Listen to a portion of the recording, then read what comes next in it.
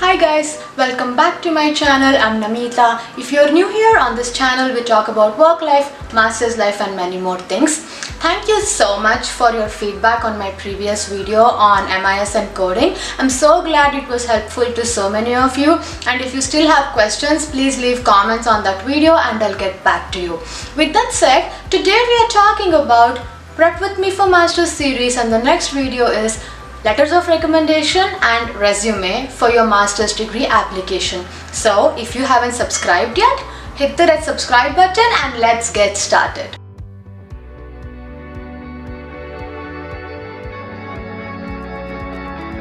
LORs are a very important component of your application because if you notice, every other part of your application is about you, but it is from you. Your exams, your SOP, everything is you talking about you, but an LOR gives the university an opportunity to look at you from a third person perspective. Now this person can be a professor, your manager, somebody who has known you for a good time and who are in a professional capacity to give an opinion about you. So it's pretty important for you to find the right people to give you a recommendation. Now let's talk about the timeline. In my opinion, I think you should give your recommender anywhere between a month to 6 weeks at minimum to give you an LOR. Now guys, please remember, everyone is busy, everyone has a life, everyone has profession that's demanding. So it's really important that you're respectful and mindful of their time and the fact that they are taking time to give you a recommendation.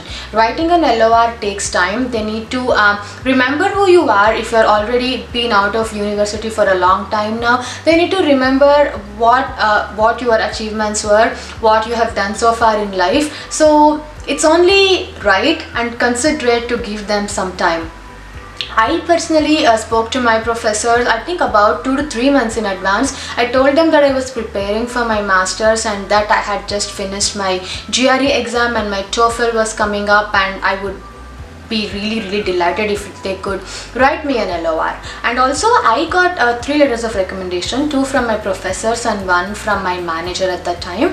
I was working with Akamai India for about 2 years before I left to do my masters here in the States.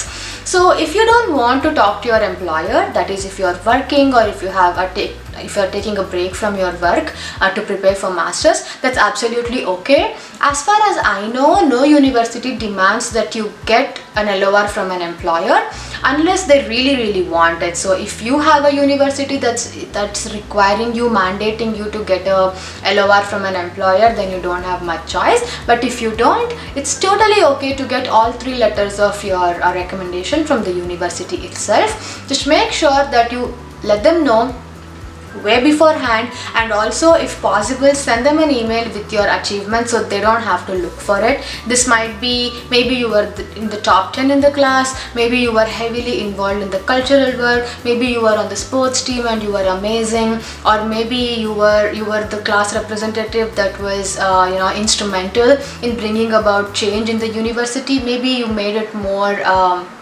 I don't know, you planted trees or you were involved in animal welfare, something, anything. Give them some pointers so then they can recall, they can massage their memory and bring in all the good things about you.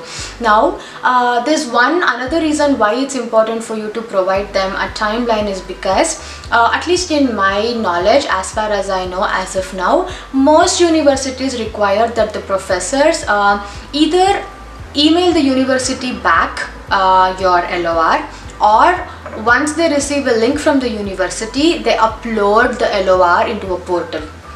Now what happens when you fill in your application for your master's degree is there will be a section where you will give in the name and the email ID of the person that you are getting the recommendation from to the university. Now once you complete your application, once you sort of hit submit on the application, the university will then contact your recommender. They might send them an email to the professor and ask them to just reply to the email with an attachment of your letter of recommendation, or they might email your professor a link to a portal where they will then upload the document. So it really depends on the university, and also you will get a choice whether you want to receive a copy of the LOR or not. This is a personal choice. I don't think this will have any impact on your admissions decision. I decided not to look at it because I felt like this was something private between the university and the professor, and I was confident that my recommenders, I chose them because they knew me, and I knew there would be only good things about me in those letters, because they just knew me for the person I was, and they knew why I was doing what I was doing. So with that said, just make sure that you inform them. Also, as far as I know, professors will already know to use letterhead of the university to type out your LOR, but it won't hurt to just mention to them, just request them to use the letterhead of the university, where they can type in your LOR, maybe scan and keep a PDF copy ready, which they can then upload to the portal that the university will give them entry to. I hope that answers the LOR questions. Just remember that you give them time, that you let them know that they can expect an email after you complete your application, and also request them to just give you a confirmation that they have uploaded it. Make this a request and not a demand. Now let's talk about resumes. Now resumes are also a pretty important part of your application, because resumes will give the timeline and show the flow, how you have gone from one part of your academia to another, and also it gives a small snapshot about what other skills you have or what other things you have gotten yourself involved with. Now, first rule, keep your resume to one page no matter what. One page is the golden rule, one page of your A4 size sheet. First thing.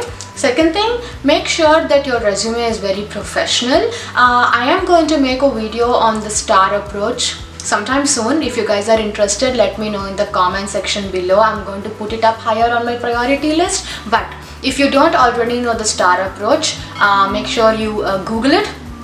There are tons of really useful and informative blogs out there which will talk about the STAR approach. But in a nutshell, STAR approach talks about STAR. So it's like what situation you were in, what was the task, what action did you take, and what were the results. So here what happens is, in your resume you're talking about you did something for something and that led to something. I know it's not very useful when I put it like that, but let me give you a small example. This can be like, you worked on a project that required you to automate something, and because you did the automation, maybe there was, I don't know, 10% improvement in productivity, something like that. So this helps, this quantifying helps the university understand what impact your work has had. And also a resume will be chronological order, go from the latest experience to the older ones. So you would be putting your latest education first, and then your previous education, your latest job experience first, and it should walk them down. And towards the second, third, 1/3 of the resume, you can put in your skills, your technical skills, your additional information where you talk about if you were involved in any cultural organizations, if you were involved in any volunteering organizations and efforts.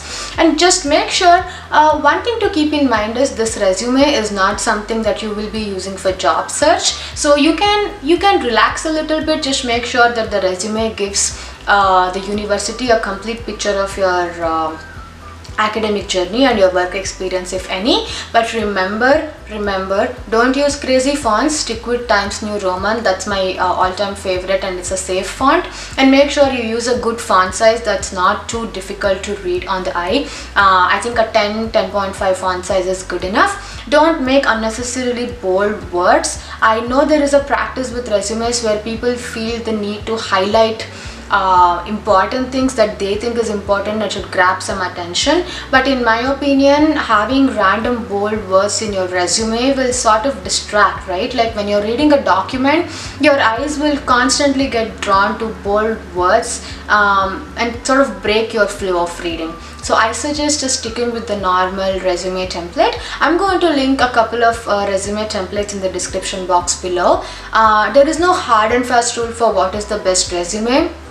In my opinion, the best resume is something that will let you clearly mention and talk about your achievements and what you have done so far, and together your SOP and your resume will sort of complement each other, right? Think of it like this: when a decisions committee is deciding whether to give you an admit or not, just imagine them having all your material on the table, right? They have your resume, your SOP, your GRE, your TOEFL score, your LORs, your transcript, your VES evaluation, everything, right? And just imagine them trying to build a picture of this person, get an idea of this candidate who they think will be a good fit for their program, for their department. So you're just providing them all vital information that will help them to have the complete picture. Now, with that said, I'm going to end this video right here. So next week we'll be talking about how to evaluate offers. Now you guys, it's pretty common to get multiple offers, 3 and even more than 3 if you've applied for more universities. While sometimes it seems like a no-brainer to decide which university you want to go to, it's very helpful to have an evaluation metric and to make sure you're considering all possible pointers before you make a decision. So make sure you're subscribed so you know when I post the next video. If you haven't subscribed yet, subscribe. Let me know if you like this video. If you did not like this video, let me know why, and I will meet you guys soon. Bye and keep safe.